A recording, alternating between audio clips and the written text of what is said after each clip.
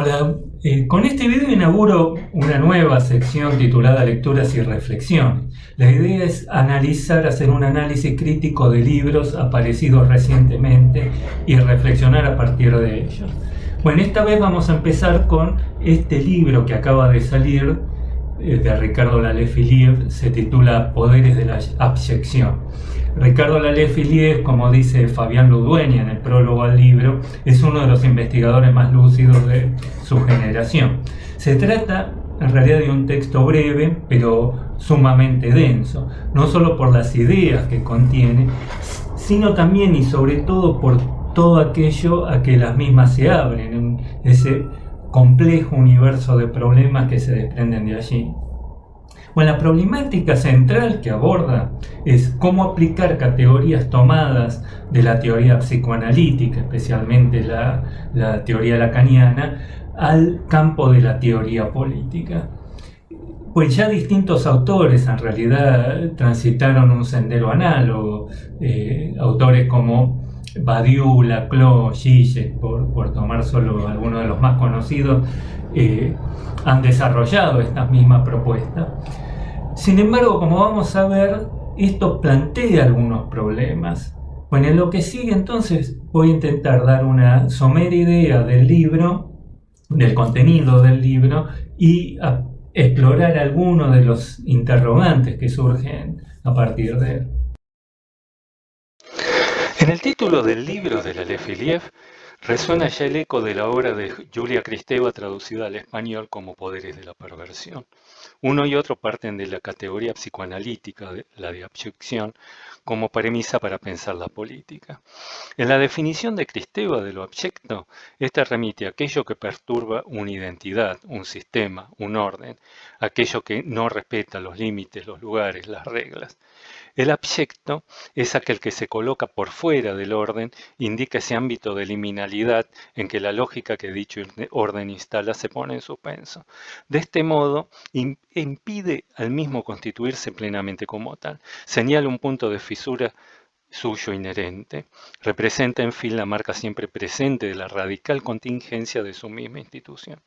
Este indica, sí, ese lugar que no tiene un lugar concebible en el espacio regulado de lo simbólico en la medida de que no participa del sistema de la significación, es heterogéneo respecto del mismo. Encontramos aquí el vínculo entre teoría psicoanalítica y teoría política, así como la centralidad de esta categoría de lo abyecto para establecer el mismo. Solo el supuesto de la presencia de una iancia que abre el espacio cerrado del orden hacia aquello que yace más allá del mismo, de la existencia de una fisura en él, que es lo que la figura del abyecto designa según Kristeva, es posible pensar la historia y la política. De lo contrario, en un orden cerrado solo habría lugar para la reproducción al infinito de lo dado. Significaría la clausura de todo horizonte emancipador. Sin embargo, inmediatamente luego de la definición anterior de lo abyecto, Kristeva agrega lo ambiguo, lo mixto. En efecto, el concepto de lo abyecto carece de un sentido unívoco. De hecho, remite a dos instancias contradictorias entre sí. En un sentido literal, el abyecto refiere al estado de ser desechado. El estado de abyección es el de encontrarse arrojado al mundo, esto es separado del vientre de la madre. La separación de la madre es, sin embargo, necesaria para construir la propia identidad. En Lacan, esto remite al estadio del espejo, el momento en que el niño pueda recortarse de su entorno, quebrar ese estado de indefinición originario en que el niño se confunde con su entorno y constituirse así como un sujeto. Es este elemento traumático originario de la castración, por la cual el ser viviente se introduce en el orden de lo simbólico, se le instituye la ley. El concepto de lo abyecto contiene así una doble valencia, es simultáneamente lo que funda la identidad y lo que la disuelve, lo que hace posible la institución de un orden y lo que impide su plena articulación. Eso que se excluye y sirve para delimitar la comunidad, que es arrojado por fuera de ello como su otro, es también lo más íntimo suyo, paradoja que Lacan designa con el término éxtimo. Y es precisamente por ello que puede poner en suspenso la norma que lo sostiene. Un puro exterior, lo radicalmente extraño, no puede conmover aquello de lo que no pertenece. Si logra minar un orden dado es porque reactiva el trauma primitivo del acto de castración originario de ese mismo orden, la contingencia del evento de institución de la ley del que sirve de huella.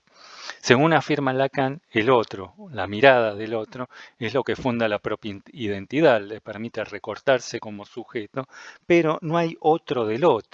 Esto es, aquello que funda el orden es él mismo infundado. El abyecto, en tanto que éxtimo, es eso familiar que se vuelve extraño, ominoso, amenazante.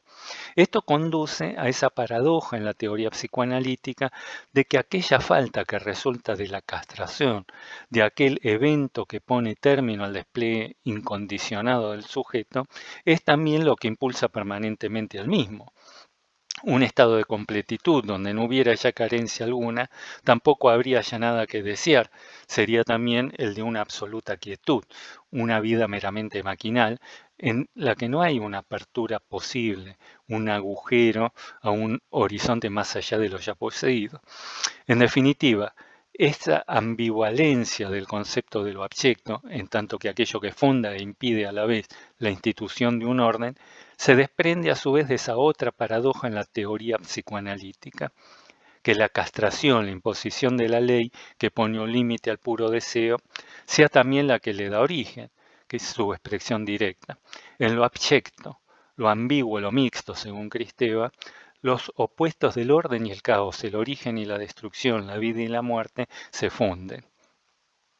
En las elaboraciones de la Aleph Iliev, en torno del vínculo entre el concepto de lo abyecto y la política, giran en buena medida en torno a otra ambigüedad que resulta de la anteriormente señalada y que refiere a qué es eso que se excluye, ese real que resulta inasimilable al orden de lo simbólico en términos de Lacan. Como señala, aquí aparecen dos interpretaciones opuestas y los distintos autores oscilarán entre una y otra. Una primera interpretación de lo real, es decir, de eso que se excluye, refiere a aquellos resabios de esa instancia de indiferenciación originaria anterior a la instauración del orden simbólico y que resisten entrar en él. Esa sería la perspectiva inicial de Lacan, en la que podrían verse aún las huellas del concepto fenomenológico del sujeto, o más precisamente del ego trascendental como indicando una instancia de subjetividad previa a la constitución de un sujeto. La otra interpretación entiende que lo real no es un resabio de ese estado de indiferenciación originaria que precede a lo simbólico, sino que es el resultado de una falla que se produce en el propio proceso de simbolización. No proviene de algo que lo preexiste, sino que es un resultado suyo. Como señala la Aleph Iliev, es aquel otro concepto de lo real como asociado a lo presimbólico el que subyace en la perspectiva de Kristeva. Un concepto que también informa la idea de Deleuze y Guattari de las máquinas deseantes, así como la de la construcción imaginaria de la sociedad de Castoriadis y en general de los demás miembros del grupo Socialismo o Barbarie, e incluso del propio Jacques Alain Miller, que sería una especie de representante oficial de Lacan. En Kristeva esto se observa más claramente en otra de sus obras, Revolución del lenguaje poético.